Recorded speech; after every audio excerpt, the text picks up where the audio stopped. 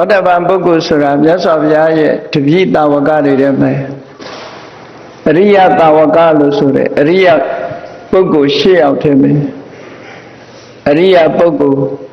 ၈ယောက်ထဲမှာပထမနဲ့ဒုတိယသောတပတ္တိမက္ခထနဲ့သောတပတ္တိဖလတ္ထလို့ဒီပုဂ္ဂိုလ်နှစ်ဦးအဲ့ဒီမဲ့သောတပန်လို့ခေါ်တာဟာသောတပတ္တိဖလတ္ထလို့ဆိုတဲ့ပုဂ္ဂိုလ်ခေါ်အခိုက်အတန့်လေးကိုဆွဲပြီးတော့ခေါ်တာသောတပန်လို့ဆိုဒီမှာအရိယဖြစ်ပြီးပုဂ္ဂိုလ်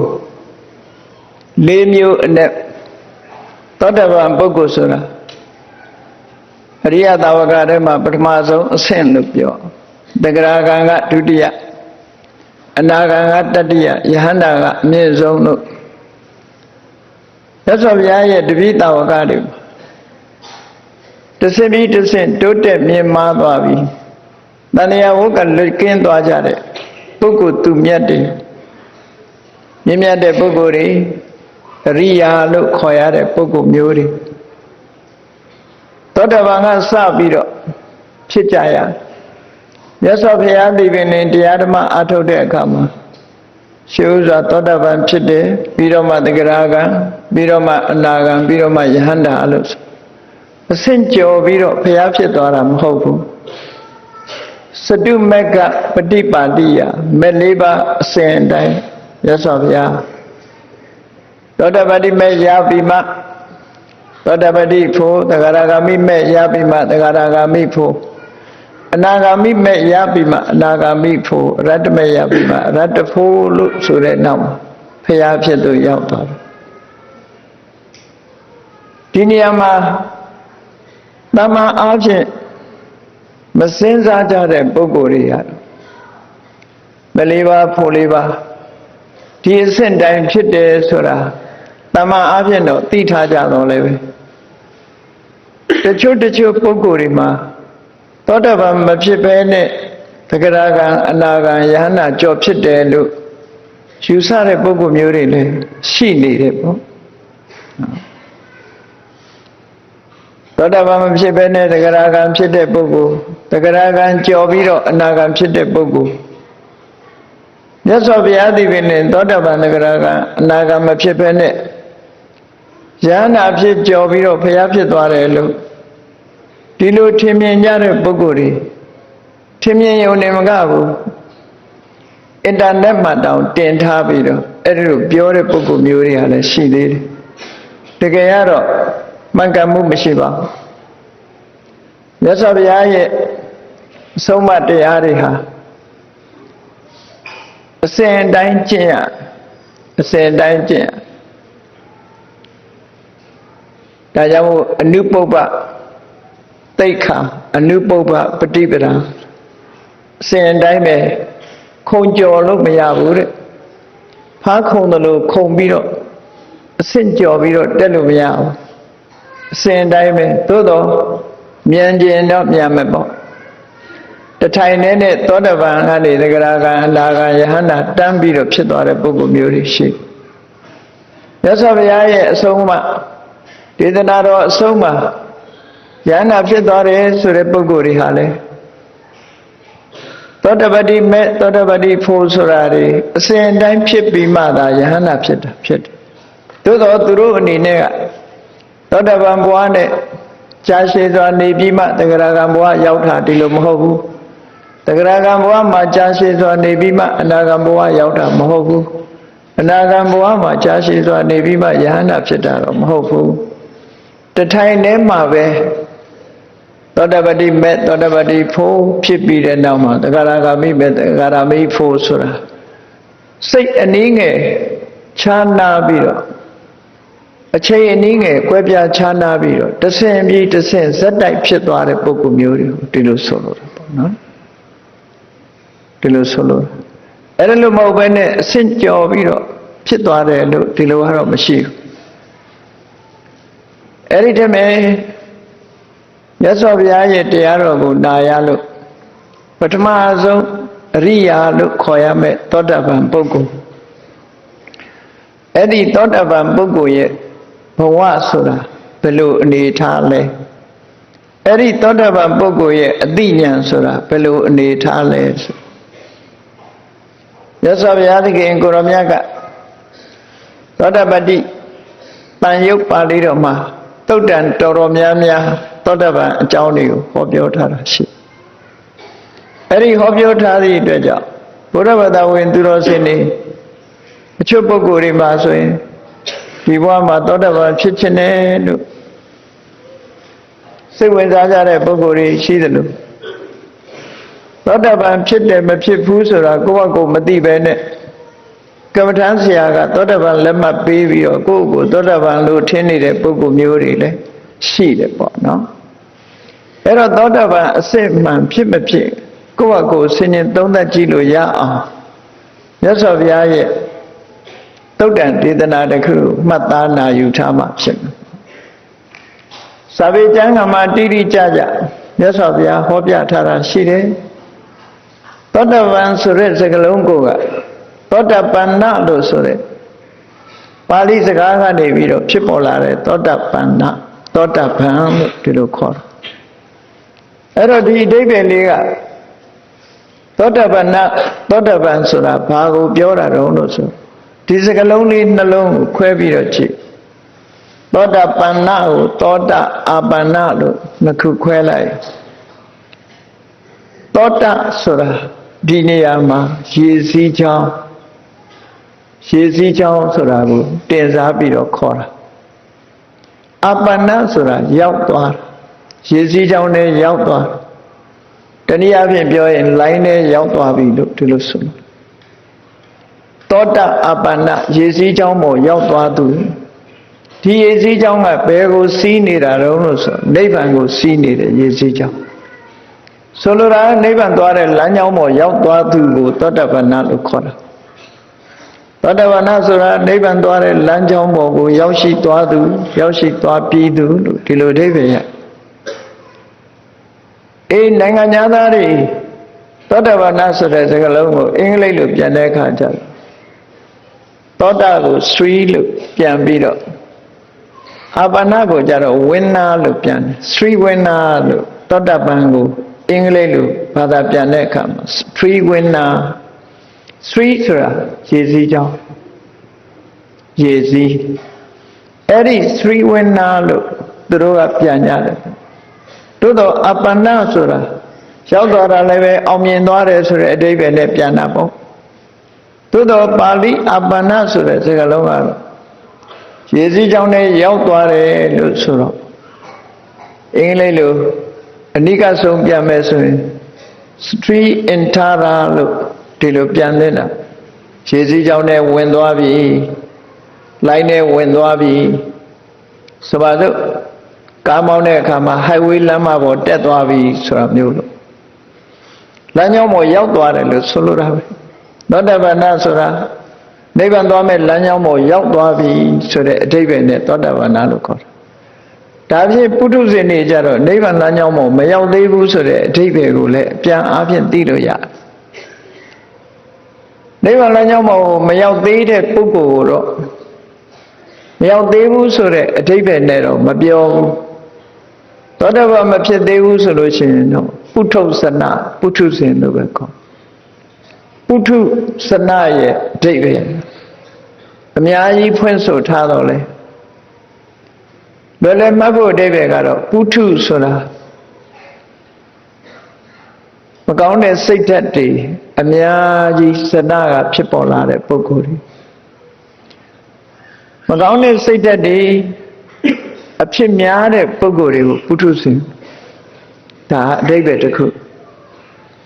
နောက်တစ်ခုကတော့ဘာလို့ဆိုရင်ပုထုဇဏဆိုတာပုထုဆိုတာဆရာအမျိုးမျိုးဆရာများတဲ့ဇဏပုဂ္ဂိုလ်တွေပုထုဇဏဆိုတာဆရာများသူလို့အဓိပ္ပာယ်ရဟိုဟာကိုးကွယ်လိုက်ဒီပုဂ္ဂိုလ်ကိုးကွယ်လိုက်ဟိုဘာသာခိုင်းကိုးကွယ်လိုက်ဒီဘာသာသွားလိုက်နဲ့ယတိပြဆုံး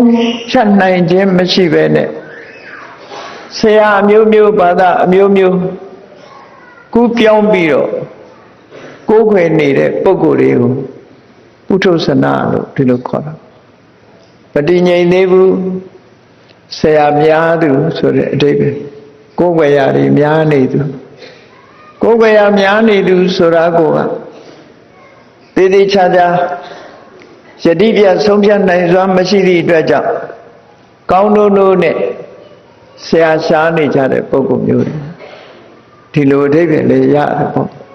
အဲ့တော့ပုထုဇဏရဲ့အဓိပ္ပာယ်တွေမြောက်များစွာဖွင့်ဆိုထားတယ်သို့တော့အဲ့ဒီပုထုဇဏဆိုတဲ့ပုဂ္ဂိုလ်အဆင့်လွန်မြောက်သွားပြီဆရာလည်းတူးတည်းပဲဖြစ်သွားပြီမများတော့ဘူးမြတ်စွာဘုရားမှာတပါးအခြားဆရာဆိုတာဘယ်တော့မှမရှားတော့ဘုရားတည်တာလဲဆရာအစစ်ဆရာအမှန်လို့လက်ခံယုံကြည်ပြီးဘယ်တော့မှဆရာမပြောင်းတဲ့ပုဂ္ဂိုလ်မျိုးနိဗ္ဗာန်လမ်းကြောင်းပေါ်ရောက်သွားတဲ့ပုဂ္ဂိုလ်မျိုးသောတာပန်နသောတာပန်လို့ဒီလိုခေါ်တာဒါကစကလုံးကပြောတဲ့အဓိပ္ပာယ်တစ်ခုဒါပြင်ဟုတ်ပြီသောတာပန်နနိဗ္ဗာန်လမ်းကြောင်းပေါ်ရောက်တယ်ဆိုတာနိဗ္ဗာန်လမ်းကြောင်းဆိုတာကိုတော့ဘာခေါ်တာတော့လို့ဆိုတဲ့အခါကျမဂ်ခင်၈ပါးသမာဓိဋ္ဌိသစ္စာ၄ပါးကိုအမှန်မြင်သွားပြီအမှန်မြင်သွားသည့်အတွက်ကြောင့်သမာသင်္ကပ္ပအမှန်တွေးတောမှုတွေရှိအမှန်မြင်အမှန်တွေးပြီးတော့ပြောတဲ့အခါမှာလဲမှန်တာကိုပဲပြောပြီးလုပ်တဲ့အလုပ်ကလည်းမှန်သွားပြီဘုန်းကြီးတို့တွေဟာအတွေးမမှန်သေးသမျှ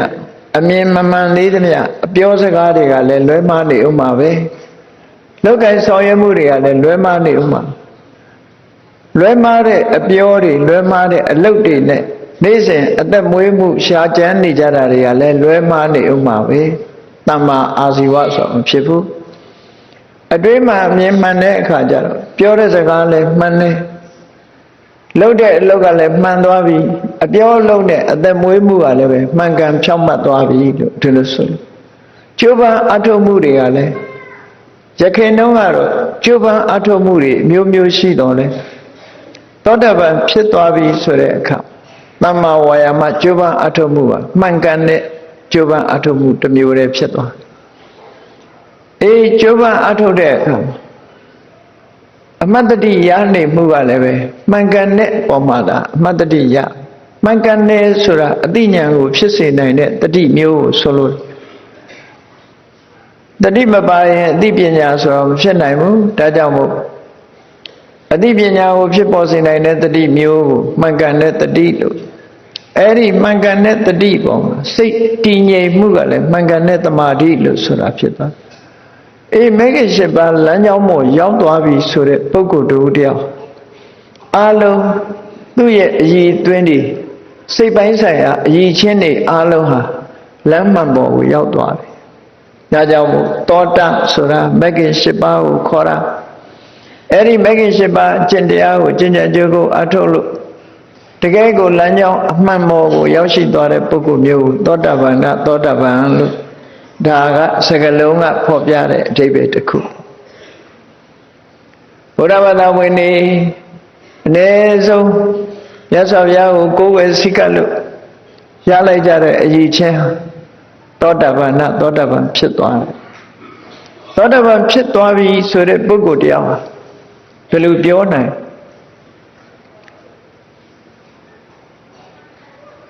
ခိနနိရယောငရဲကိုရောက်စေနိုင်တဲ့အကုသိုလ်တွေသူ့မှာမရှိတော့အကုသိုလ်လုံးဝမရှိတာတော့မဟုတ်ဘူးသူ့တဏ္ဍာမှာလောဘလည်းရှိသေးတယ်ဒေါသလည်းရှိသေးတယ်မောဟလည်းရှိသေးသို့တော်ရှိတဲ့လောဘဒေါသမောဟဟာအပင်ငရဲကိုချနိုင်လောက်အောင်စွမ်းအားမရှိတော့ဘူးဒါကြောင့်မို့စွမ်းအားမရှိတော့သည့်အတွက်ကြောင့်သူလုပ်တဲ့အကုသိုလ်လေးဟာရှိကောင်းအကုသိုလ်တွေရှိနေသေးတော့လည်းပဲအဲ့ဒီအကုသိုလ်တွေကသူ့အပင်ငရဲကိုချနိုင်လောက်အောင်စွမ်းအားတွေမရှိတော့ဘူးဒါကြောင့်မို့လို့သူ့ဖို့ဟာငရဲဆိုတဲ့ငရဲရောက်ကြောင်းအကုသိုလ်တွေကုန်သွားပြီအရာစကားပြောလို့ရှိရင်တော့အပေတကားပိတ်သွားပြီလို့သူတို့ဆိုလို့တာပေါ့နော်ငရဲတွေမဟုတ်ဘူးတိရစ္ဆာန်ဖြစ်ဖို့အခွင့်အလမ်းတွေလည်းပိတ်ပြီးသွားပြီပြိတ္တာဖြစ်မဲ့အခွင့်အလမ်းတွေဟာလည်းပိတ်သွားပြီငရဲတိရစ္ဆာန်ပြိတ္တာလို့ဆိုတဲ့အပေပုံတွေဆိုတာ သူ့အလိုလျောက်ရောက်တာမဟုတ်ဘူးလူတွေရဲ့တဏ္ဍာမှာဖြစ်တဲ့အပါယကမဏိယလို့ခေါ်တဲ့အပယ်ကိုပို့ဆောင်နိုင်တဲ့လောဘဒေါသမောဟတွေအကုသိုလ်တွေငရဲကိုပို့ဆောင်နိုင်တဲ့လောဘဒေါသမောဟတွေတိရစ္ဆာန်ဘဝကိုပို့ဆောင်မဲ့လောဘဒေါသမောဟတွေပြိတ္တာဘဝကိုရောက်ရှိစေနိုင်တဲ့လောဘဒေါသမောဟတွေအဲ့ဒီတရားတွေလွှမ်းမိုးထားတဲ့အခါမှာကံတရားကဆိုင်ရာဘုံဘဝပို့ပေးတာဖြစ်သွားတယ်ဒါကြောင့်မို့ကိလေသာတွေရောနေသွားတဲ့ဖြင့်ထိုကိလေသာရဲ့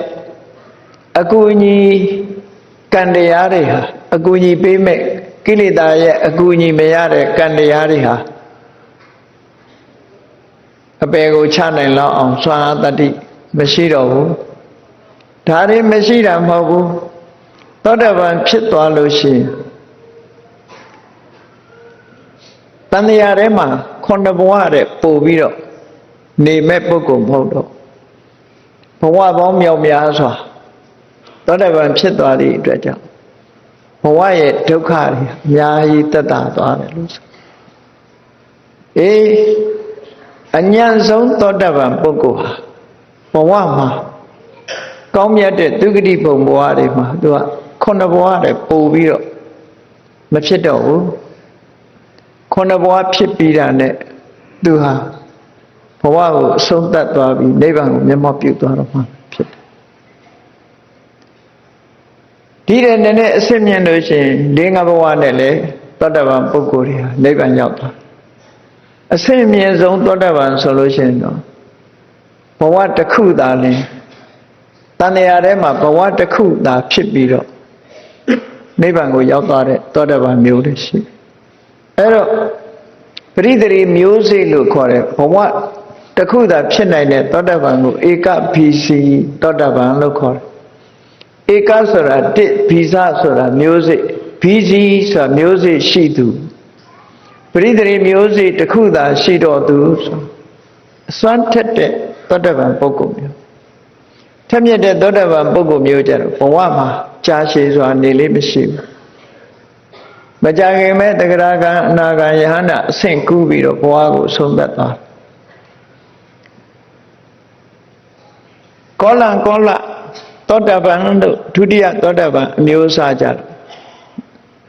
နှစ်ဘဝသုံးဘဝလေးဘဝငါးဘဝလောက်6ဘဝလောက်ထိအောင်တန်တရားထဲမှာရှိနေတယ်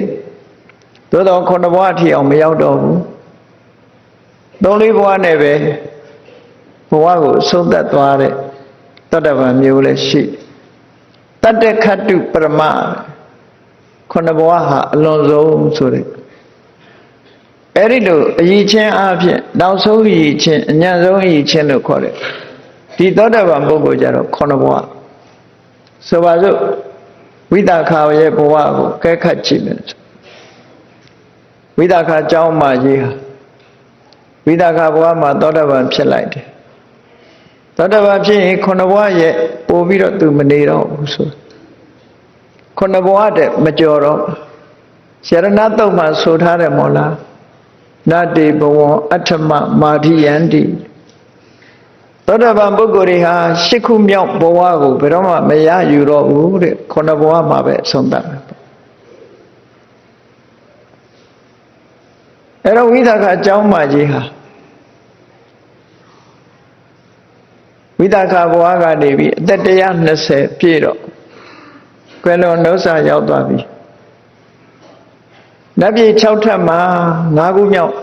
အထက်ဖြစ်တဲ့နေမာနရတိဘုံရောက်သွားဝိသခာဟာနေမာနရတိဘုံရောက်နေမာနရတိနတ်ပြည်ရဲ့တတန်းစိတ်အောင်နေပြီးတဲ့အခါပရဏိမိတဝတ္တဝတိဆိုတဲ့နောက်တစ်ဆင့်အဲ့ဒီကနေပြီးတဲ့အခါမှာအနာဂံအဖြစ်သို့ရောက်ပြီးတော့သုဒ္ဓဝါဒပြမဆိုတဲ့သုဒ္ဓဝါဒ5ဘုံရှိတယ်အဲ့ဒီသုဒ္ဓဝါဒ5ဘုံအဝိဟာအတ္တပါတုဒ္ဓတာတုဒ္ဓတိအကနိဋ္ဌာလို့ဆိုတဲ့သုဒ္ဓဝါဒအနာဂံပုဂ္ဂိုလ်တွေသာဖြစ်လေဖြစ်ထရှိတဲ့ကျန်တဲ့သောတာပန်တောင်မဖြစ်နိုင်ဘူးတဂရကံလည်းမဖြစ်နိုင်ဘူးပုထုဇဉ်ဆိုဝေး အနေဆုံးအနာဂံဆင့်ရှိတဲ့ပုဂ္ဂိုလ်သာလင်ဖြစ်တဲ့31ပုံထဲမှာပါတဲ့ pure land လို့ခေါ်ရမယ်အစင်ကြယ်ဆုံးဘုံလို့ခေါ်တယ်သုဒ္ဓဝါဒ၅ဘုံသုဒ္ဓအာဝါဒစင်ကြယ်တဲ့ဘုံဘာကြောင့်စင်ကြယ်တုံးဆိုတော့ပုရုဇဉ်ပုဂ္ဂိုလ်တွေမရှိဘူးသဂရဂံပုဂ္ဂိုလ်မရှိဘူးအနာဂံပုဂ္ဂိုလ်မရှိဘူးသောသဂရဂံမရှိဘူးအနာဂံနဲ့ယဟန္တာသာရှိတယ်ဆိုအလွန်စင်ကြယ်တဲ့ပုဂ္ဂိုလ်တွေသာဖြစ်တာဒါကြောင့်မို့လို့သုဒ္ဓဝါဒ၅ဘုံတဘုံပြီးတဘုံတဘုံပြီးတဘုံဘုံစင်ဆန်းဆိုတာအဲ့ဒါကိုပြောတာနောက်ဆုံးအဂနိဋ္ဌဘုံရောက်တဲ့အခါယဟန္တာအဖြစ်နဲ့ပြိဋိဘံဆံသွားမှာဒါဝိသခရဲ့ဘဝဝိသခဘုံစင်ဆန်းဆိုတာ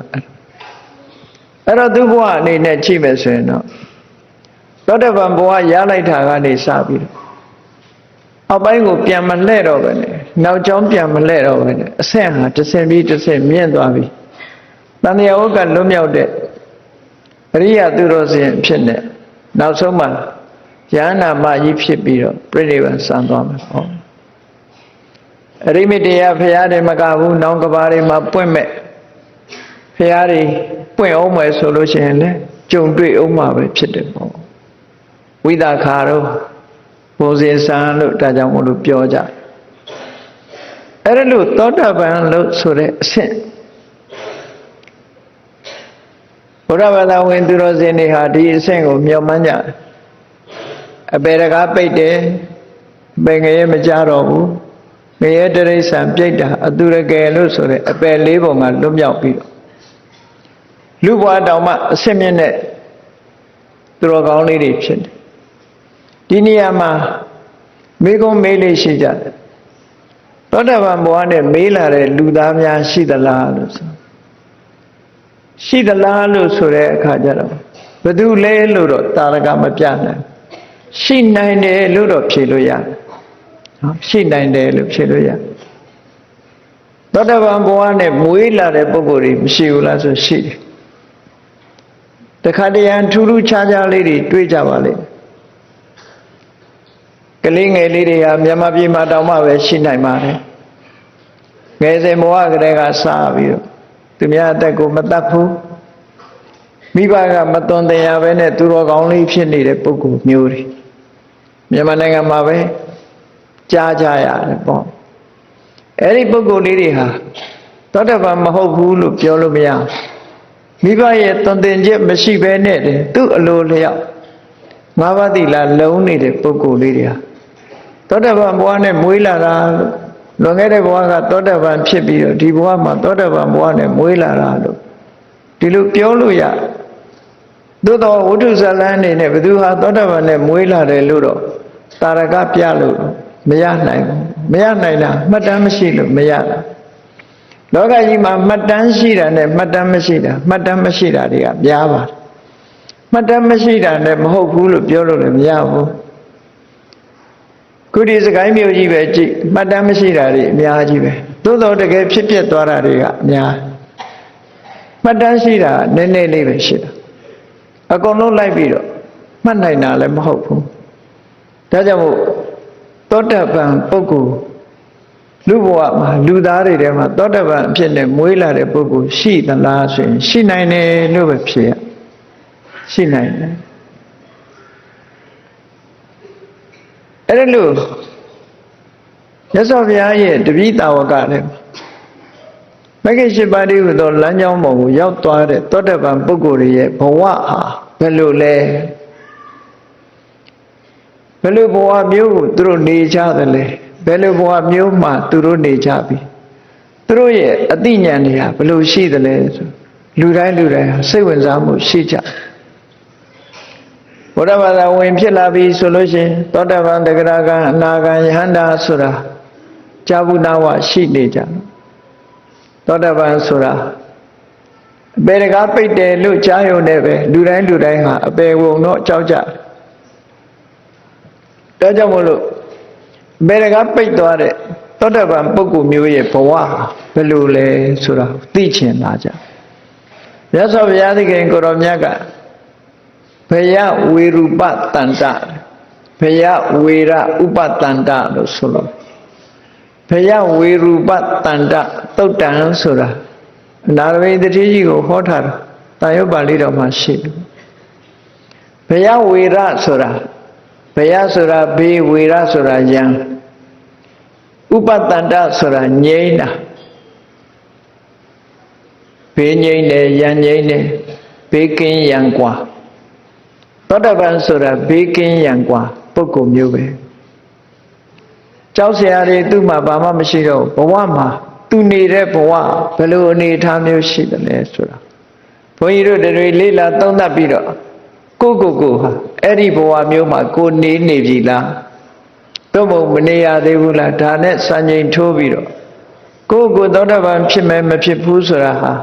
သူများမေးเสียမလိုဘူးကိုသာလဲကိုအကြောင်းဟာကိုသာလဲအသိဆုံးပဲဖြစ်တယ်ပေါ့ကိုသာလဲအသိဆုံးဖြစ်လို့ရသော်ဗျာဆုံးမထားတဲ့ဟောကြားထားတဲ့စံချိန်စံညွှန်းနေနဲ့တိုက်ပြီးတော့ကြည့်လိုက်မယ်ဆိုရင်ကိုသောတပန်ဟုတ်သည်မဟုတ်ဘူးဆိုတာလေသောတပန်အဆင့်ရောက်အောင်ရောက်ရှိခြင်းရှိမရှိဆိုတာသောတပန်ရဲ့ဘဝမျိုးကိုနေတာဟုတ်မဟုတ်ဆိုတာသောတပန်ရဲ့အတိမျိုးကိုမှရှိမရှိဆိုတာရှင်းကြီးသိတာနိုင်တာပေါ့အဲ့လိုသိခြင်းအပြင်သောတပန်ရဲ့ဘဝမျိုးကိုနေနိုင်အောင်ကြိုးစားဖို့အခွင့်အလမ်းတွေရလာနိုင်ကြိုးစားခြင်းနဲ့စိတ်တွေပေါက်လာနိုင်သောတပန်ရဲ့အတိမျိုးတွေရလာအောင်ကြိုးစားအထောက်ခြင်းနဲ့စိတ်တွေရလာနိုင်ဒါကြောင့်မို့ဒီသုတ်တံဆွဲမြဲနာယူမှတ်သားထားပြီးတော့မိမိဘဝနဲ့စံချိန်စံညွှန်းတစ်ခုအနေနဲ့ထားပြီးဒီသုတ်တံနဲ့တိုက်ဆိုင်ပြီးတော့ကိုယ့်ဘဝကိုဆုံးဖြတ်လို့ရတဲ့အနေအထားမျိုးကိုမြတ်စွာဘုရားနာရဝိတ္တိကြီးကိုဟောထားတာဖြစ်တယ်နော်တခါတည်းသုတ်တံနေထဲမှာကြည့်တယ်မြတ်စွာဘုရားကအရေးချင်းတွေကိုဟောလိုက်တဲ့အခါမှာဒီအရေးချင်းတွေဟာငါမှအကုန်ရှိနေတာပဲလို့တရားနာတဲ့ပုဂ္ဂိုလ်တွေကအဲ့ဒါလို့စိတ်ထဲမှာကြံတွေးမှုတွေရှိတာအနာရဝိတ္တိကြီးတွေပဲနဲ့မြတ်စွာဘုရားကသောတပန်ပုဂ္ဂိုလ်ရဲ့ဘဝနဲ့အရေးချင်းတွေကိုဟောကြားလိုက်တဲ့အခါမှာဒီအရေးချင်းတွေအကုန်လုံးငါမှရှိနေတာပဲသူကသူသိတယ်အဲ့ဒါလို့အရေးချင်းတွေရှိနေပြီဆိုရင်ကိုယ့်ကိုသောတပန်လို့ပြောလို့ရပြီဒီချင်းမရှိပဲနဲ့တော့ပြောလို့မရဘူးလို့ဒီလိုဆိုအဲ့ဒီမှာအနာရဝိတ္တိကြီးကိုမြတ်စွာဘုရားဟောထားတဲ့အချက်သောတပန်ရဲ့ဘဝနဲ့အတိနဲ့ပတ်သက်ပြီးတော့ဟောထားတဲ့အချက်၃ချက်ကိုအချင်းချင်းမှတ်ရအောင်ဆိုသောတပန်ရဲ့ဘဝမှာဘေးကင်းရန်กว่าဘေး၅မျိုးရန်၅မျိုးကင်းရှင်းပြီးတော့ဘေးရန်ကင်းငြိမ်းတဲ့ဘဝမှာသောတပန်ဟာနေတယ်ပုရုဇဉ်ဒီဘဝဟာဘေးမကင်းသေးဘူးရန်မကင်းသေးဘူးဘေးရန်တွေရှိနေတယ်သောတပန်ပုဂ္ဂိုလ်ဘဝမှာဘေး၅မျိုးရန်မျိုးကင်းရှင်းပြီးတော့အေးချမ်းတဲ့ဘဝမှာသောတပန်နေတယ်တဲ့ဒါတစ်ခုနံပါတ်2ကတော့သောတပန်ပုဂ္ဂိုလ်ရဲ့အင်္ဂါရက်၄မျိုးနဲ့လည်းပြည့်စုံတယ်သူနေတဲ့ဘဝကဘေးကင်းရန်กว่าသူ့ရဲ့အရည်ချင်းကသောတပန်ရဲ့အရည်ချင်းက၄မျိုးအဲ့ဒါနဲ့ပြည့်စုံတယ်သောတပန်ရဲ့အတိအကျနိဗ္ဗာန်ရောက်ကြောင်းအရေးကြီးတဲ့လမ်းကြောင်းတစ်ခုထိုးထွင်းမှန်ကန်သိမြင်တဲ့အသိရှိတယ်အဲ့ဒီ၃ရက်နဲ့ပြည့်စုံပြီဆိုလို့ရှိရင်မြတ်စွာဘုရားကိုယ့်ကိုသောတပန်လို့ပြောလို့ရတယ်တဲ့ဒီအရေးချင်း၃ရက်ဟာအပေတကားပိတ်ဖို့အတွက်အရေးချင်း၃ရက်လို့ဒီလိုပြောပေတကားပိတ်တယ်ဆိုတာဟာတခါတည်းပိတ်သွားတယ်အပိတ်မျိုးကိုဆွလို့တယ်ပေါ့ကုသိုလ်ကောင်းမှုတွေလုပ်နေတဲ့ပုဂ္ဂိုလ်ဟာအပေတကားပိတ်တယ်လို့တော့ပြောလို့မရဘူးသို့တော့အပေကမလွတ်နိုင်ဘူးလားဆိုလွတ်နိုင်တယ်ကုသိုလ်ကောင်းမှုဆိုတာဘယ်တော့မှအပေမချဘူးအပေချတာကအကုသိုလ်ပါချသို့တော့အပေကိုကြစေတတ်တဲ့အကုသိုလ်တွေကိုမှမကင်းသေးဘူးဆိုရင်အပေတကားပွင့်နေသေးတယ်လို့ပဲပြော တကားဆိုတာကိုယ်တဏ္ဍာမှာရှိနေတဲ့အကုသိုလ်တွေကိုရည်ညွှန်းပြီးတော့ပြောတာအပေတကားဆိုဒီမှာအကုသိုလ်အပေပုံကိုရောက်စေနိုင်တဲ့အကုသိုလ်တွေကိုယ်မှာရှိသလားမရှိဘူးလားဆိုတာအဓိကအပေပုံကိုကြောက်စေနိုင်တဲ့အကုသိုလ်တွေကိုယ်တဏ္ဍာမှာရှိနေသေးတယ်ကိုယ်တိုင်လည်းလုံနေသေးတယ်နော်ကိုယ်တဏ္ဍာမှာဖြစ်နေသေးတယ်ဆိုလို့ရှိရင်တော့အပေတကားကပွင့်နေဥမှာပဲအဲ့ဒါတွေကိုဖယ်ရှားလိုက်နိုင်ပြီဒီအကုသိုလ်တွေကိုယ်တဏ္ဍာမှာမရှိတော့ဘူးအကုသိုလ်တွေကလုံးဝရှောင်ကျဉ်လိုက်ပြီဆိုတဲ့ပုဂ္ဂိုလ်ဟာအပေတကားပိတ်သွားပြီလို့ပြောလို့ရတာပဲကုသိုလ်ကောင်းမှုတွေဟာအပေကိုမကြစေဘူးအကုသိုလ်တွေကလည်းအကုသိုလ်မှန်သမျှအပေချတာမဟုတ်ဘူးအပေကိုကြစေနိုင်တဲ့အကုသိုလ်မျိုးကအပေကိုချတယ်ဘယ်လိုအကုသိုလ်မျိုးကအပေကိုကြစေနိုင်တယ်လဲလို့ဆိုလို့ရှိရင်လူတွေရဲ့အတိုင်းအတာတစ်ခုပါလောဘဆိုလို့ရှိရင်လည်းအဆင့်နဲ့ရှိတယ်ပေါ့ကိုပစ္စည်းကိုလိုချင်တဲ့လောဘကတစ်ဆင့်ထားသူများပစ္စည်းကိုလိုချင်တဲ့လောဘကြတစ်ဆင့်နော်ကိုပစ္စည်းကိုလိုချင်တဲ့လောဘကိုမိသားစုပေါ်မှာကိုတွေ့တာတဲ့တဏှာလောဘအဲ့ဒီတဲ့အဆင့်ကျော်ပြီးတော့သူများပစ္စည်းကိုမှလိုချင်တဲ့လောဘကြတော့အပေချနိုင်တဲ့အဆင့်ရောက်ပါတာပေါ့ဒီလိုဆိုလိုတာပေါ့အဆင့်ချင်းမတူတမန်အားဖြင့်တမန်လောဘလေးကတော့အပေချတာမဟုတ်ဘူးတမန်ဒေါသလေးကလည်းအပေချတာမဟုတ်ဘူးပြင်းထန်လာတဲ့လောဘဒေါသတွေကသာအပေကိုချတယ်မြတ်စွာဘုရားကိုရောမြတ်ကိုယ်တိုင်မှသာနေဒီတုတဏ္ဍာမှာဖြစ်တဲ့လောဘဟာဒီဂရီဘလောက်ရှိပြီးတော့အပေထိအောင်ပို့နိုင်တယ်ဒီလူတဏ္ဍာမှာရှိတဲ့လောဘဒေါသငရဲဘုံဒီတရိစ္ဆာန်ဘဝကိုပို့နိုင်တယ်ပြိတ္တာဘဝကိုပို့နိုင်တယ်လို့ဒီလိုခွဲခြားသိနိုင်တာတော့မြတ်စွာဘုရားရဲ့ကာမဉာဏ်တော်ကြီးနဲ့မှသာတိတိကျကျပြောလို့ရကျန်တဲ့ပုဂ္ဂိုလ်တွေကပြောနိုင်စွာမရှိဘူးပေါ့သို့တော်မြတ်စွာဘုရားဉာဏ်နဲ့ဆိုရင်လူတယောက်လောဘတွေဖြစ်နေတာကြည့်ရင်သူ့လောဘဘယ်အတိုင်းတာအထိရှိတယ်ဆိုတာမြတ်စွာဘုရားပြောလို့ရဘယ်အတိုင်းတာရှိပြီးတော့ဘယ်ဘဝထိအောင်ဒီလောဘကအကျိုးပေးနိုင်တယ်ဆိုတာကိုမြတ်စွာဘုရားသိရှိတယ်တမန်အပြင်တော့သိဖို့မလွယ်တဲ့ကိစ္စတစ်ခုပေါ့အကျမ်းများအပြင်ဆိုလို့ရှိရင်ဒေါသဆိုလို့ရှိရင်နော်လူတယောက်ကိုမုန်းတီးတဲ့ဒေါသအဲ့ဒါလောက်တည်းမဟုတ်ဘူးတစ်ဖက်သားကိုထပြီးတော့အသက်သေးအောင်တတ်လောက်ပြင်းထန်တဲ့ဒေါသမျိုး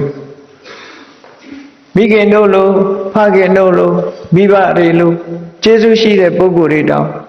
တတ်နိုင်လောက်အောင်ကြီးမားတဲ့ဒေါသမျိုးတွေကြတာဒါအပေချတဲ့ဒေါသလို့ခေါ်တာအစင်မပြေလို့စိတ်ဆိုးကြတယ်ဆိုတဲ့ဒေါသမျိုးလေးကအပေချတယ်လို့ပြောလို့မရသေးဘူးပေါ့သို့တော့အကျိန်များစွာဖြစ်လာလို့ရှိရင်ဒေါသအကျိန်များစွာဖြစ်လာလို့ရှိရင်လူဘဝမှာအယုတ်ဆိုးအကြီးတန်းဖြစ်ပြီးစွမ်းအားတွေပြည့်လာလို့ရှိရင်တော့သူကလည်းအပေပုံကိုရောက်စေနိုင်မှာပဲဖြစ်တယ်ပေါ့နည်းနည်းလေးကလေးစုလာတဲ့အခါမှာအင်အားဆိုတာရှိလာတတ်တယ်ဥပမာပဲတစ်စက်မြေအောက်ကစင်အိုးကြီးဟာရေလေးတစ်ပေါက်ကြာရင်ကနေနောက်ကြတော့ရေစင်အိုးကြီးပြည့်သွားတယ်လို့အကုသိုလ်နည်းနည်းလေးကလည်းပြည့်သွားလို့ရှင်စွမ်းအားတွေရှိသွားနိုင်တယ်ပေါ့ဒါကြောင့်မို့ကိုယ်တဏ္ဍာမှာအကုသိုလ်ဆိုသမျှမဖြစ်အောင်ကြိုးစားအထောက်ကြအောင်အဲဒါကြောင့်မို့သောတာပန်ဖြစ်ပြီးဆိုတဲ့အခါသူ့ရဲ့ဘဝကိုလေ့လာသုံးသပ်ပြီးအကဲခတ်ကြည့်မယ်ဆိုရင်သောတာပန်ပုဂ္ဂိုလ်တွေဟာဘယ်လိုအနေထားရှိတယ်လဲသူတို့မှာဘေး၅မျိုးရန်၅မျိုးကင်းရှင်းပြီးတော့နေထိုင်တဲ့ပုဂ္ဂိုလ်ဒီလိုဆိုလို့ရပေါ့နော်အဲ့တော့ဘေး၅မျိုးဆိုတာဘာကိုပြောတာတုံးလို့ဆိုအထူးတလီမဟုတ်ဘူးခုနတုန်းကတရားပွဲအစမှာစောင့်တည်လိုက်တဲ့၅ပါးသီလပဲ၅ပါးသီလ၅ပါးသီလကိုမရှောင်သူနဲ့ရှောင်သူဒီနှစ်ခုနှိုင်းရှင်ပြီးတော့ကြည့်ဆိုတော့ပါဏာတိပါဒလို့ဆိုတယ်တရဝရရဲ့အသက်ကိုတပ်ဖြတ်မှုကိုကျွလွန်သူ တရားရည်ရဲ့အသက်ကိုတတ်ချင်းမှရှောင်ကျင်သူလို့လူနှမျိုးရှိတာအဒိဏဒါနသူများမပေးတဲ့ပစ္စည်းကိုခိုးယူလူယူလိန်ယူညာယူယူတတ်သူအဒိဏဒါနမှာရှောင်ကျင်သူလို့နှမျိုးရှိတယ်ကာမေတုမိစ္ဆာစာရကာမကိစ္စတွေမှာမမယွင်လိုက်စားသူနဲ့မလိုက်စားသူသူတစ်ပါးအကျိုးပြက်လောက်အောင်မမမကန်လိန်ညာပြောဆိုတတ်သူနဲ့မှန်တာကိုသာပြောတတ်သူလိန်ညာပြောဆိုခြင်းမှာရှောင်ကျင်၍မှန်တာကိုသာပြောတတ်သူသူရမေရိယမူရတောက်စားခြင်းမကင်းသူနဲ့မူရတောက်စားခြင်းမှာရှောင်ကျင်သူလို့အဲ့ဒါလို့လောကမှာလက်တွေ့မှာလည်းကြည့်လိုက်လို့ရှင်ပုဂ္ဂိုလ်နှစ်မျိုးကွဲပြားခြားနားမှုတွေရှိတာအဲ့ဒါလို့ကွဲပြားခြားနားမှုရှိတော့သူတို့ရဲ့ဘဝတွေဟာလည်းပဲမတူညီတဲ့ဘဝတွေဖြစ်ပေါ်လာဆိုပါစို့ပါဏာတိပါဒဆိုတဲ့သူများအသက်ကိုတတ်တတ်တဲ့ပုဂ္ဂိုလ်စာပေကျမ်းမှာဆိုထားတဲ့အတိုင်းလှုပ်တော်လောဟိတပါဠိလှုပ်တော်ဆိုတာအကျဉ်းတရားမရှိဘူးရက်ဆက်တယ်ကြမ်းကြုတ်တယ်လောဟိတပါဠိတရားတွေကိုတတ်တဲ့ဖြင့်သွေးစွန်းတော်လက်ရှိတယ်လို့ဒီလိုသူများတဲ့တတ်တဲ့ပုဂ္ဂိုလ်ဒီလိုတရုပ်ဖော်ထားပေဒပေတိနိဝိထောတတ်ဖို့ဖြတ်ဖို့ဆိုတဲ့အလုပ်ထဲမှာနစ်မြုပ်နေတဲ့ပုဂ္ဂိုလ်အဲ့ဒါလို့သူများအသက်ကိုတတ်နေတဲ့ပုဂ္ဂိုလ်မှာဘယ်လိုဘေးဘယ်လိုရန်နေနဲ့ကြုံရတယ်လဲလို့ဆိုလို့ရှိရင်မြတ်စွာဘုရားကအဲ့ဒီသူများအသက်ကိုတတ်ခြင်းတိဟုသောအကြောင်းဒီအကုသိုလ်ကြောင့်ဒီပုဂ္ဂိုလ်ဟာဘာတွေဘယ်လိုဘေးရန်နေများပြားလာတော့ဆိုဒိဋ္ဌဓမ္မိကံပိဘယံဝေရံပတဝတိမျက်မှောက်ဘဝမှာကြောက်လန့်ပွဲတွေမျက်မှောက်ဘဝမှာယံနေမျက်မှောက်ဘဝမှာကြုံတွေ့ရမယ့်ဘေးရန်တွေကြုံတွေ့လာမယ်အဲ့ဒါတွေကိုပါဏာတိပါဒကနေပြီးတော့မျက်မှောက်ဘဝမှာကြုံတွေ့ရမယ့်ဘေးရန်တွေကိုဖြစ်ပေါ်စေထို့တူပဲအဒိဏဒါနသူများမပေးတဲ့ပစ္စည်းမတရားသဖြင့်ယူလေးရှိတဲ့ပုဂ္ဂိုလ်ကာမေတုမိစ္ဆာစာရကာမကိစ္စတွေမှာမှမယွင်ချင့်နေရှိတဲ့ပုဂ္ဂိုလ်မူတဝါဒသူတစ်ပါးအကျိုးပျက်စီးလောက်အောင်လိမ့်လေပြောကြပြီးတစ်ဖက်သားနစ်နာအောင်လုပ်နေတဲ့ပုဂ္ဂိုလ်သူရမေတွေကမူရစေဝါတောက်စားမေ့လျော့တဲ့ပုဂ္ဂိုလ်ဆိုအဲ့ဒီပုဂ္ဂိုလ်တွေဟာမျက်မှောက်မှာကြုံတွေ့ရမယ့်ဘေးတွေရန်တွေဟာသူတို့ဟာဖြစ်ပေါ်နေတယ်သူတို့တဏ္ဍာမှာဖြစ်ပေါ်နေမျက်မှောက်ဘဝမှာကြုံရမယ့်ဘေးရန်အန္တရာယ်တွေကသူတို့မကင်းဘူးလို့ဆိုလို့ဖြစ်ပေါ့တိုင်းပြည်တစ်ပြည်ရဲ့ရာဇဝမှုတွေကိုကြည့်ဒီလိုအဖြစ်လူသားမှုကျူးလွန်လို့ဆိုဖန်ထောင်နေချဒီပုဂ္ဂိုလ်ကတော့သူများပစ္စည်းခိုးလို့ဆိုပြီးတော့ထောင်နေချတာရာဇဝမှုဆိုတာတွေလိုက်ကြည့်လိုက်လူရဲ့ဥပဒေကတတ်တိုင်းပါဏာတိပါဒလို့မသုံးမဲနဲ့သဘာဝဥပဒေကြချင်းကိုတတ်တာပဲဖြစ်ဖြစ်ဆင်ကိုတတ်တာပဲဖြစ်ဖြစ်သဘာဝဥပဒေကတော့အပြစ်ရှိတာချင်းတူတူပဲသို့တော့ဆင်တတ်တာနဲ့ချင်းတတ်တာတူသလားလို့မေးလို့ရတယ်အကုသိုလ်ဖြစ်တာချင်းတူတယ်သို့တော့ကြိုးစားအထောက်ရတာချင်းမတူသည့်အတွက်ကြောင့်အပြစ်ခံရခြင်းပြစ်ဒဏ်ခံရခြင်းကြတော့မတူဘူးလို့ပြောဘာလို့မတူတယ်လဲခြေနှကောင်ကိုတတ်တာဟာအလွယ်လေးမကြိုးစားရမကြိုးစားရသည့်အတွက်ကြောင့်စိတ်စေတနာလျော့နေတယ်ကြိုးပမ်းအထောက်မှုတွေနေတယ်ကြိုးပမ်းအထောက်မှုတွေများများမလုပ်ရသည့်အတွက်ကြောင့်မကြိုးစားရဘဲနဲ့ခြေနှကောင်ဟာအလွယ်ကလေးနဲ့သိသွားတယ်ဆင်နှကောင်တတ်ပြီဆိုရင်ကတော့ကြိုးပမ်းအထောက်မှုတွေအများကြီးလုပ်ရတယ်အများကြီးကြိုတင်ကြံစီထားရတာတို့နော်ကြိုတင်ပြီးတော့လုံလတတ်နေတဲ့အချိန်မှလည်းလုံလအထောက်မှုကမတန်ကြီးမားတယ်ဒါကြောင့်မို့ဆင်နှကောင်တတ်တဲ့အပြစ်နဲ့ခြေနှကောင်တတ်တဲ့အပြစ်မတူညီဘူးတဲ့မတူညီတာဟာအကျိုးပေးတာချင်းကြတော့မတူထို့တူပဲလူတယောက်ကိုတတ်တဲ့အခါမှာလည်းပဲသီလရှိတဲ့လူနဲ့သီလမရှိတဲ့လူ သီလမရှိတဲ့လူတတ်ထားတဲ့သီလရှိတဲ့လူတတ်ထားကပို့ပြီးတော့အပြစ်ကြီးတယ်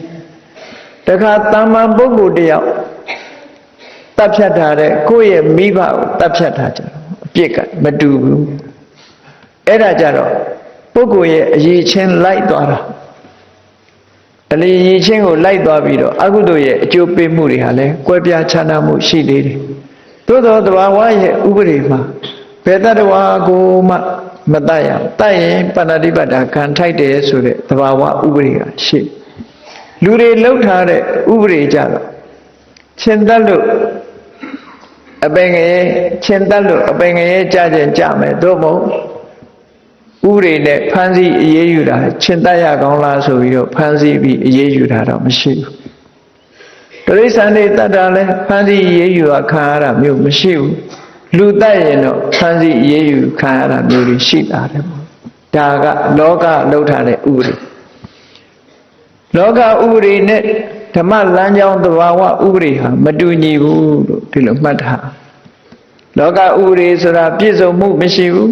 သဘာဝဥပဒေဆိုတာပြည့်စုံမှုရှိတယ်အဲ့တော့လူတယောက်ဟာပါဏာတိပါဒကိုလှုပ်ထားပဲဖြစ်ဖြစ်အဒိဏဒါနကာမေတုမိစ္ဆာစာရမုဒဝါဒသူရမေရယတခုခုလောကမှာပြစ်မှုဆိုတာတွေကဒါတွေပဲကာမကိစ္စတွေနဲ့ပတ်သက်တဲ့ကျွလွန်မှုတွေလိမ်လည်မှုတွေမူရစေဝါမှုတွေဆိုတာတွေကလောကကြီးမှာအပြစ်ရာဇောပြစ်မှုတွေမှာပါဝင်နေတဲ့အရာဖြစ်လို့ဒိဋ္ဌဓမ္မိကံပိဘယံဝေရံပတ္တဝတိဒီပါဏာတိပါဒကမရှောင်မဲနဲ့ကျူးလွန်နေမယ်ဆိုရင်ဒီမရှောင်ခြင်းတည်းဟူသောအကြောင်းကြောင့်ဒီပုဂ္ဂိုလ်ဟာဘေးရန်တွေဖြစ်ပွားနေမှာပဲကြောက်စရာတွေဖြစ်ပွားနေမှာပဲသူ့မှာဒါရင်လားလို့ဆိုတော့မဟုတ်ဘူးစေတသိကံပိဒုက္ခံဒေါမနတံပဋိတံဝေဒေတိသူစိတ်တက်ရဲ့စိတ်ခံစားမှုတွေကလည်းအကောင်းမခံစားရတပ်ဖြတ်ကျွလွန်ထားတဲ့ပုဂ္ဂိုလ်တယောက်ဒီချမ်းသာတဲ့အင်းငိမ့်တဲ့စိတ်ဓာတ်မျိုးကိုမခံစားရပဲနဲ့ကြောက်ရွံ့ထိတ်လန့်နေတဲ့စိတ်ဓာတ်မျိုးနဲ့ပဲနေထိုင်ရတယ်အာရိဏဒါနကာမေတုမိစ္ဆာစာရမုဒဝါဒသူရမေရယဆိုတာတွေဟာလူတွေအတွက်နောက်ဆုံးမှမကြောက်ဘူးအကုသိုလ်ရဲရဲလုပ်တယ်ဆိုတဲ့ပုဂ္ဂိုလ်ဒီပင်လင်သေကနေကြလို့ရှင်စေတသိကံပိဒုက္ခံဒေါမနတံပဋိတံဝေဒေစိတ်ဆင်းရဲမှုတွေခံရမှသိကြတယ်နောက်ဆုံးအချိန်ရောက်လာလို့ရှိရင်တော့ဘယ်နည်းနဲ့မှပြုံလေးသိနိုင်မှာမဟုတ်ဘူးကိုလှုပ်ထားတဲ့အလုပ်တွေကိုကြည့်ပြီးတော့စိတ်ဆင်းရဲမှုနဲ့ပဲဘဝကိုအဆုံးသတ်ရမှာဖြစ်တယ်ပေါ့အဲ့ဒါကိုရည်ညွှန်းပြီးတော့မြတ်စွာဘုရားပါဏာတိပါဒအရိဏဒါနကာမေတုမိစ္ဆာစာရမုဒဝါဒသူရမေရယဆိုတဲ့ပြစ်မှုတွေတခုခုကျူးလွန်ထားလို့ရှင်လက်ရှိဘဝမှာတင်ပဲဘေး၅မျိုးရန်၅မျိုးနဲ့ရင်ဆိုင်တွေ့ရနိုင်တယ်စိတ်ဆင်းရဲမှုတွေကိုခံစားရနိုင်တယ်လို့မြတ်စွာဘုရားဒီလိုဟောတယ်ပါဏာတိပါဒကရှောင်ပြီးအဒိဏဒါနကာမေတုမိစ္ဆာစာရမုဒဝါဒသူရမေရယတို့ကရှောင်ပြီးဆိုတဲ့ပုဂ္ဂိုလ်ဟာမဟုတ်တာတခုမှမလုပ်ဘူးဆိုတဲ့ပုဂ္ဂိုလ်တရားကိုယ့်ရဲ့ကိုယ်သီလကိုယ့်ရဲ့ကိုယ်ချင်းသီလကိုဆင်ញင်လိုက်တာနဲ့တပြိုင်တည်းသူဟာစိတ်နှလုံးအေးချမ်းမှုတွေကိုရသွားဒါကြောင့်မို့ပါဏာတိပါဒကရှောင်လိုက်တာနဲ့မျက်မှောက်ဘဝမှာကြုံတွေ့ရမယ့်ဘေးရန်တွေအကုန်ငြိမ်းသွားတယ်စိတ်ဆင်းရဲမှုတွေလည်းမလာတော့ဘူးနော်စိတ်ဆင်းရဲမှုတွေလည်းမလာဘူးကိုယ်ချင်းသီလနဲ့အာယုံပြုပြီးကြည့်လိုက်တာနဲ့ကိုယ့်ရဲ့အပြစ်ကင်းတဲ့နေထိုင်မှုဘဝပေါ်မှာကြည့်လိုက်တာနဲ့ဘယ်နေရာပဲဖြစ်ဖြစ်ရဲရဲဝံ့ဝံ့နဲ့စိတ်ဆင်းရဲစရာတခုမှမချီပဲနဲ့အနဝိဇ္ဇဒုက္ခအပြစ်ကင်းတဲ့ချမ်းသာကိုရရှိပြီးတော့ဘဝမှာအေးချမ်းစွာနေနိုင်တယ်ဘေးရန်တွေကင်းကွာပြီးတော့ဘေး၅မျိုးရန်၅မျိုးကင်းတဲ့ဘဝမှာငြိမ်သက်အေးချမ်းစွာနေနိုင်တယ်ဟောလောကမှာဘေးရန်အန္တရာယ်တွေကျုံနေရမျက်မှောက်ဘဝမှာဘေးရန်အန္တရာယ်တွေကျုံနေဆိုတာဟ ဟောဒီ၅ပါးသီလတွေကပြစ်မှုတွေကိုကျွလွန်နေလို့သာဘေးရန်အန္တရာယ်တွေကြုံရတာဖြစ်တယ်ပေါ့ဒါတွေကိုမကျွလွန်ဘူးဆိုရင်ဘေးရန်အန္တရာယ်တွေလွတ်သွားမယ်စိတ်ဆင်းရဲမှုတန်တွေမခံရတော့ဘူးစိတ်နှလုံးအေးချမ်းမှုကိုရရှိနိုင်တယ်သောတာပန်ပုဂ္ဂိုလ်တွေဟာအဲ့ဒါလို့စိတ်နှလုံးအေးချမ်းမှုကိုရရှိနေတဲ့ပုဂ္ဂိုလ်တွေသောတာပန်ပုဂ္ဂိုလ်တွေဟာတပ်ဖြတ်မှုကြောင့်ဖြစ်စေခိုးမှုကြောင့်ဖြစ်စေကာမကိစ္စကြောင့်ဖြစ်စေလိမ်လည်မှုကြောင့်ဖြစ်စေမူရစေဝါမှုကြောင့်ဖြစ်စေသောတာပန်ပုဂ္ဂိုလ်မှာစိတ်ဆင်းရဲစရာတခုမှမရှိဘူးမျက်မှောက်ဘဝမှာကြုံတွေ့ရမယ့်ဘေးတွေရန်တွေတခုမှမရှိဘူးသူ့မှာငြိမ်းသွားပြီလို့ဆိုလိုတယ်ပေါ့နော်ငြိမ်းသွားပြီလို့ဆိုလို့အဲ့ဒါလို့ငြိမ်းသွားတဲ့ဘဝမျိုးမှာသောတာပန်ပုဂ္ဂိုလ်ဟာနေတာနေသွားပြီးတော့သူ့မှာဘယ်လိုအည်အသွေးတွေရှိသူ့ရဲ့ဘာသာရေးယုံကြည်ချက်ကဘာတွေလဲသူ့ရဲ့ယုံကြည်ချက်တွေက၄မျိုးရှိတယ်ဘာလဲလို့ဆိုရင်ဗုဒ္ဓေအဝိဇ္ဇပတာဒေနသမဏဂတောမြတ်စွာဘုရားကိုနှစ်ကာယုံကြည်တယ်ကိုယ်အဲ့ဒါလည်းပဲစဉ်းစားကြည့်မယ်ဆိုရင်ပြောကောင်းပြောကြလိမ့်မယ်ဘာသာတရားကိုးကွယ်တဲ့ပုဂ္ဂိုလ်တိုင်းသူတို့မှာသူတို့ကိုးကွယ်တဲ့ဘုရားဆိုတာရှိတတ်တယ်ပေါ့အဲ့ဒီရှိတော့အဲ့ဒီဘာသာကိုးကွယ်တဲ့ဘုရားပေါ်မှာသူလည်းနှစ်ကာယုံကြည်တယ်လို့ပြောကောင်းပြောလိုက်သူတို့ဘာသာတရားကိုလည်းနှစ်ကာယုံကြည်တယ်လို့လည်းပြောကောင်းပြောလိုက်သူတို့ဘာသာရေးကောင်းဆောင်တွေပေါ်မှာလည်းနှစ်ကာယုံကြည်တယ်လို့ပြောကောင်းပြောလိုက်သို့တော့မှန်ကန်မှုဆိုတဲ့စံဆိုတာရှိတယ်ပေါ့အဲ့ဒီမှန်ကန်တဲ့စံနဲ့ပြည့်စုံဖို့လိုအပ်တယ်ဗုဒ္ဓဆိုတာတကယ်ကိုအသိပညာနဲ့အကျဉ်းတရားဟာသူမတူအောင်ရှိပြီးမှန်ကန်တဲ့လမ်းညွှန်မှုကိုပြုတဲ့ပုဂ္ဂိုလ်မျိုးကိုသာလဲတကယ်ကိုးကွယ်ထိုက်တဲ့ပုဂ္ဂိုလ်မျိုးဖြစ်တယ်အထင်နဲ့သွားပြီးတော့အားကိုးစရာလို့အောက်မေ့ပြီးတော့သူ့ရဲ့အဆုံးအမခံပြီးတော့နေတဲ့အခါမှာမမှန်မကန်နေဖြစ်ပြီးတော့ဒုက္ခရောက်သွားတဲ့ပုဂ္ဂိုလ်တွေအများကြီးရှိဆုံးမတဲ့စကားဟာလွဲမှားပြီးတော့နေတယ်ဆိုလို့ရှိရင်မမှန်ကန်တော့မမှန်ကန်တဲ့လမ်းစဉ်တစ်ခုကိုလိုက်နာကျင့်သုံးရင်အဆုံးကြရင်ဒုက္ခရောက်ကြတာကြည့်ပဲနိုင်ငံတနိုင်ငံထူထောင်တာတောင်မှပဲမှန်ကန်တဲ့လမ်းကြောင်းနဲ့လမ်းစဉ်နဲ့သွားမှအကျိုးရလဒ်ဟာကောင်းတယ်လမ်းစဉ်လွဲမှားပြီးတော့လှုပ်လို့ရှိရင်အဲ့ဒီနိုင်ငံဟာဆင်းရဲမွဲတေနောက်ဆုံးဒုက္ခတွေနဲ့လက်ပွေဖြစ်သွားတတ်တယ်ဟုတ်လမ်းစဉ်မှန်ဖို့ဆိုတာအမှန်တမ်းအရေးကြီးတယ်ပေါ့မြတ်စွာဘုရားဟာလွဲမှားတဲ့လမ်းစဉ်မျိုးမရှိဘူးတကယ်ကိုနေယနိကဆိုတဲ့အတိုင်းအဟုတ်လို့ရင်အဟုတ်ဖြစ်တယ်ဆိုတဲ့ကိုချင်းတရားမျိုးရှင်းလင်းဟောကြားတဲ့ဘုရားဖြစ်လို့မြတ်စွာဘုရားရဲ့အဆုံးအမတိုင်းဟာအခုချင်းအခုအကျိုးရတဲ့ဟာမျိုးဖြစ်လို့သွားခါဒဆိုတဲ့ဂုံရည်ချင်းနဲ့လည်းပြည့်စုံတာမျိုးဖြစ်တယ်ပေါ့ဒါကြောင့်မို့အဲ့ဒီလိုဘုရားဆိုတိုင်းလည်းပဲဒီကိုးကွယ်တိုက်တဲ့အရာဟုတ်ချင်မှဟုတ်တာဟုတ်အေးဘုရားဆိုလို့ရှိရင်ကိုးကွယ်တိုက်တဲ့အင်္ဂါရပ်တွေနဲ့ပြည့်စုံဖို့လိုအပ်တယ်ကိုးကွယ်တိုက်တဲ့အင်္ဂါရပ်တွေဂုံရည်ချင်းတွေနဲ့ပြည့်စုံတဲ့ဘုရားကိုကိုးကွယ်မှကောင်းကျိုးချမ်းသာဆိုတာရမှာဖြစ်တယ်တရားဆိုတိုင်းလည်းပဲလမ်းကြောင်းဟာမှန်ညင်မှမှန်တာမြတ်စွာဘုရားဟောကြားထားတဲ့အဆုံးအမတရားတွေကြတော့အဲ့ဒါလိုမဟုတ်ဘဲနဲ့ကိုယ်တိုင်ကျင့်ကြံကြိုးကုပ်အားထုတ်ရင်ကိုယ်တိုင်သိနိုင်တဲ့တန်ဋိဋ္ဌိကလို့ဆိုတယ်လက်တွေ့ကြတဲ့တရားမျိုးကျင့်သုံးလိုက်နာမှာကောင်းကျိုးချမ်းသာတွေကိုရနိုင်ဒါကြောင့်မို့အဲ့ဒီတရားမျိုးပေါ်မှာယုံကြည်မှုအဲ့ဒီတရားကိုပေါက်ပေါက်ရောက်ရောက်ကျင့်ကြံကြိုးကုပ်အားထုတ်တဲ့အရိယတန်ဃာတွေပေါ်မှာယုံကြည်မှုလို့ဆိုတယ်ဘုရားပေါ်မှာနှစ်ကာအသိဉာဏ်နဲ့ယုံကြည်မှုတရားနဲ့ပတ်သက်ပြီးတော့အသိဉာဏ်နဲ့ယုံကြည်မှုတန်ဃာနဲ့ပတ်သက်ပြီးတော့အသိဉာဏ်နဲ့ယုံကြည်မှုဒီနေရာမှာယုံကြည်မှုဆိုတဲ့တရားတစ်ခုတည်းကိုပြောတာမဟုတ်ဘူးအသိဉာဏ်နဲ့ယုံကြည်တယ်ဆိုတာဟာနော်အသိယုံကြည်မှုဆိုတဲ့တရားဆိုတာကိုပညာနဲ့ထိန်းကျောင်းထားမှမှန်ကန်မှုကိုရတရားဟာပညာမပါတဲ့ယုံကြည်မှုတတ္တဟာ blind faith လို့ခေါ်တယ်မျက်ကန်းယုံကြည်မှုလို့ခေါ်တယ်အသိဉာဏ်မပါဘဲနဲ့ယုံကြည်မှုမှန်သမျှဟာအန္တရာယ်ရှိပေါ့ဒါကြောင့်မို့ သောတာပန်ပုဂ္ဂိုလ်ရဲ့ဘုရားတရားသံဃာပေါ်မှာယုံကြည်မှုဟာတရားတက်မဟုတ်ဘူးအသိပညာနဲ့သက်ဝင်ပြီးတော့ဒါမှန်တယ်လို့ကိုယ်တိုင်သိပြီးဆုံးဖြတ်တဲ့တရားမျိုးသားလည်းဖြစ်တယ်ပေါ့တမန်ယုံကြည်မှုမျိုးမဟုတ်ဘဲနဲ့အပြောလေးနဲ့လွန်ရတာမျိုးမဟုတ်ဘဲနဲ့တကယ်ကိုမှန်ကန်တယ်လို့လက်တွေ့လက်ခံပြီးဆုံးဖြတ်တဲ့ယုံကြည်မှုမျိုးတွေကိုသာလေဒသနမူလိကတတ္ထာအသိဉာဏ်ပေါ်မှာအခြေခံထားတဲ့တရားမျိုးဘုရားဘာသာတွေမှာရှိရသောတာပန်ပုဂ္ဂိုလ်ဟာအသိဉာဏ်ကိုအခြေခံထားတဲ့တရားမျိုးနဲ့ဘုရားတရားသံဃာကိုယုံကြည်တာဖြစ်တယ်ပေါ့ဓမ္မတစ်ပါးကိုယ်ွယ်ရာမရှိဘူးဆိုတာကိုယ်ွယ်ရာဆိုဒီမှာဘုရားရဲ့အဆုံးအမကိုခံယူဖို့ဘုရားအဆုံးအမမှတစ်ပါးအခြားအဆုံးအမခံယူစရာမရှိဘူးတရားမှတစ်ပါးတခြားကျင့်စရာမရှိဘူးတန်ခါမှတစ်ပါးကုသိုလ်ကောင်းမှုပြုเสียမရှိဘူးလို့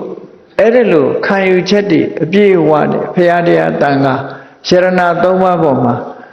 အသိဉာဏ်နဲ့နှစ်ကာယုံကြည်မှုဆိုတာသောတာပန်ရဲ့ခုံအရေးချင်းတစ်ခုပဲ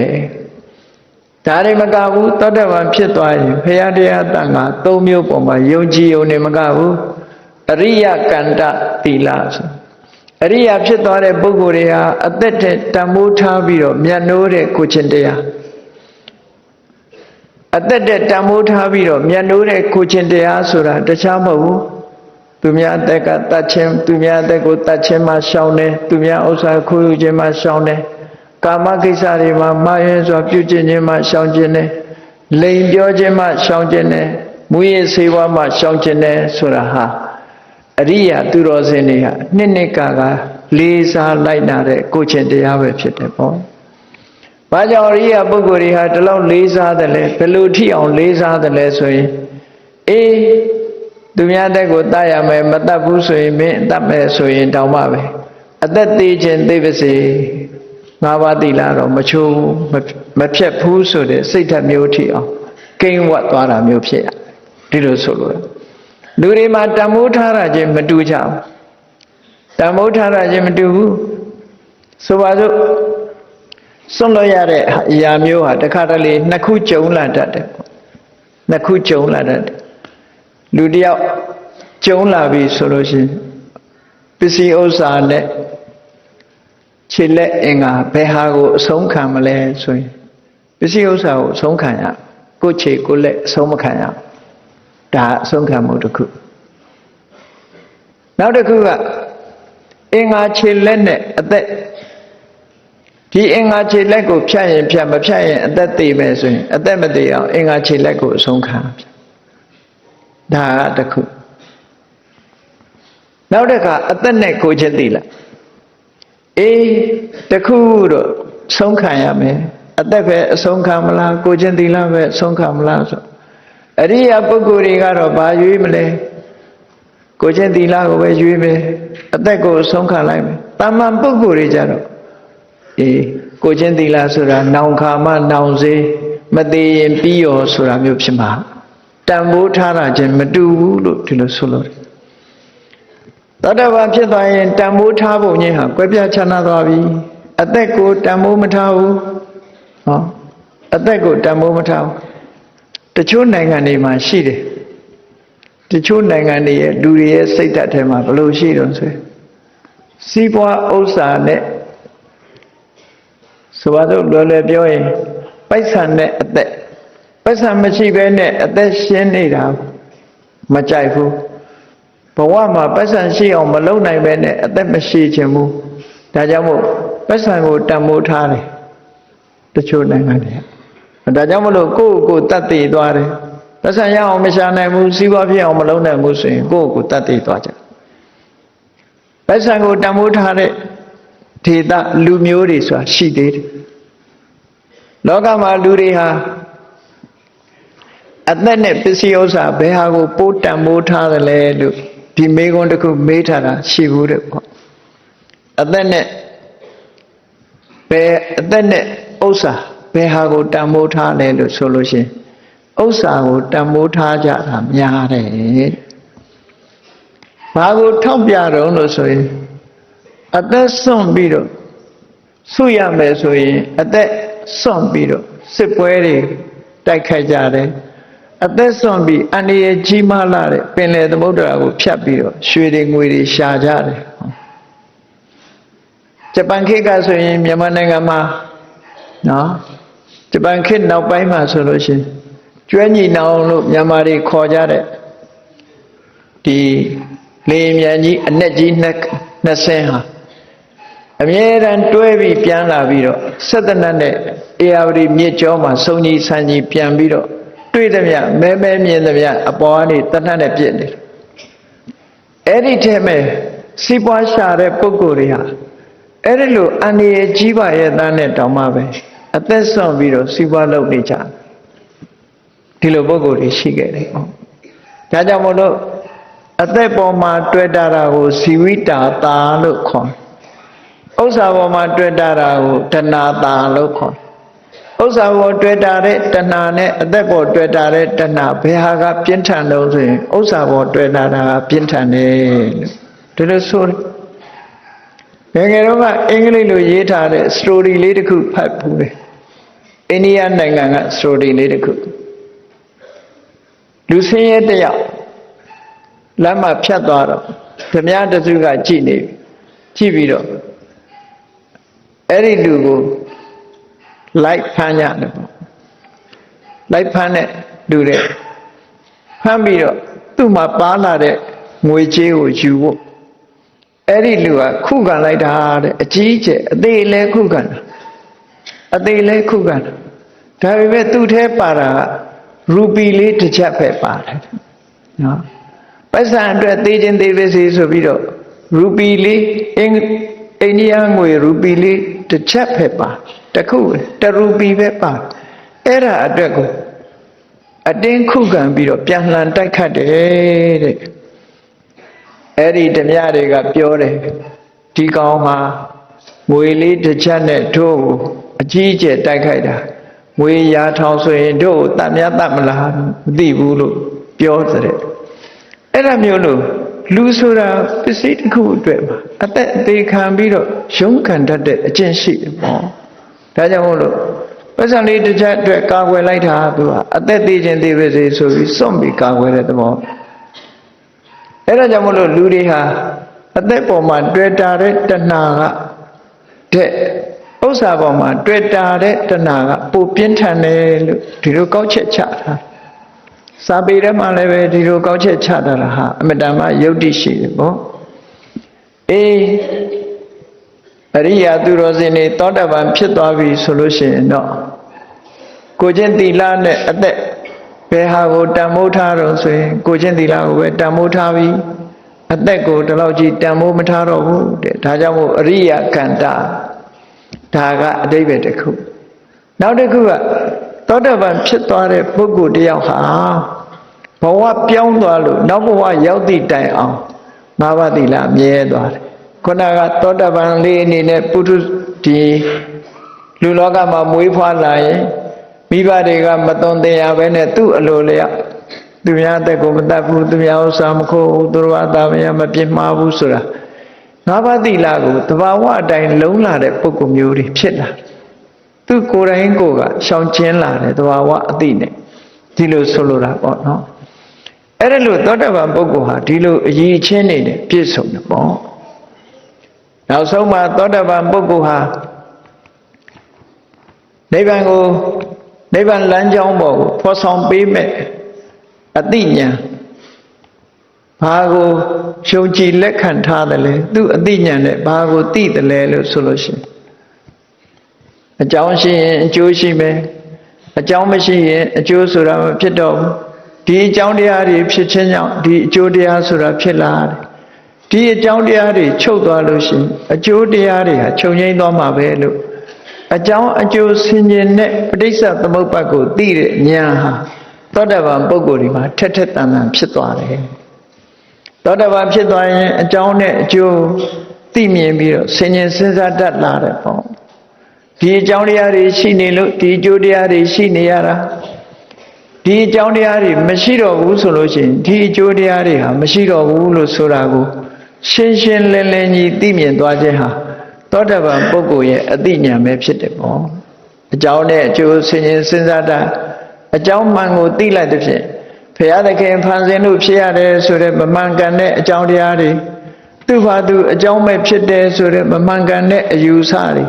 သူ့ခေါင်းထဲမှာမရှိတော့ဘူးဆိုင်ရာအကြောင်းတရားတွေဟာရှိနေတယ်ဒီအကြောင်းတရားတွေကြောင့်ဒီအကျိုးတရားတွေဖြစ်ပေါ်နေတယ်ဆိုတာကိုသူလက်တွေ့သိရှိပြီးတော့သောတာပန်ပုဂ္ဂိုလ်ဟာအကြောင်းနဲ့အကျိုးကိုထိုးထိုးထွင်းထွင်းသိနိုင်တဲ့အသိဉာဏ်မျိုးရတယ်တဲ့သောတာပန်ဖြစ်သွားပြီဆိုရင်ဘေးကင်းရန်ကွာအနေကင်းတဲ့ဘဝမှာနေထိုင်ပြီးတော့ဖရာတရားတန်ခါယရဏသုံးပါးကိုနှစ်ကာယုံကြည်ခြင်းအရိယာတွေမြတ်နိုးဆောင်ထုံးတဲ့သီလနဲ့ကိုချင်းသီလနဲ့ပြည့်စုံခြင်းဆိုတဲ့ဒီချင်းတွေပြင်မှန်ကန်တဲ့အသိဉာဏ်လို့ဆိုတဲ့အကြောင်းအကျိုးဆင်ခြင်တုံတရားသောတာပန်ဘဝမှာပြည့်ပြည့်စုံအောင်ရှိတယ်လို့မြတ်စွာဘုရားသခင်ကိုရောမြတ်ကအနာရိတ္တိကြီးကိုရှင်းလင်းပြီးတော့ဟောကြားတာဖြစ်တယ်ပေါ့တရားချစ်ခင်သူတော်စင်ပြိဿအပေါင်းတို့ဘုရားမြတ်စွာရဲ့တပည့်တာဝကတွေထဲမှာအရိယတာဝကလို့ဆိုတဲ့ပထမဆုံးပုဂ္ဂိုလ်ဟာအခုလိုအရေးချင်းနေတဲ့ပြည့်စုံပြီးသူ့ဘဝမှာဘေးကင်းရန်กว่าအန္တရာယ်တွေလွတ်ကင်းပြီးတော့အင်းငိမ့်တဲ့ဘဝမှာနေပြီးတော့ထူးမြတ်တဲ့အရေးချင်းတွေခိုင်မာတဲ့အရေးချင်းတွေရှိပြီးတော့မှန်ကန်တဲ့အသိဉာဏ်တွေသူ့မှာရှိတယ်အဲ့ဒါလို့ရှိမှသာလဲသောတာပန်ပုဂ္ဂိုလ်အစစ်ဖြစ်တယ်ဆိုတာမိမိတို့ကိုယ်တိုင်ဒီအသိဉာဏ်မျိုးဒီဘဝမျိုးမှာနေထိုင်ပြီးဒီချင်းမျိုးတွေရအောင်တို့တွေချင်းကြံကြိုးကိုအားထုတ်ကြမှာဖြစ်တယ်လို့ကိုယ်စီသဘောကျပြီးချင်းကြံကြိုးကိုအားထုတ်တော်မူနိုင်ကြပါစေကုန်သတည်း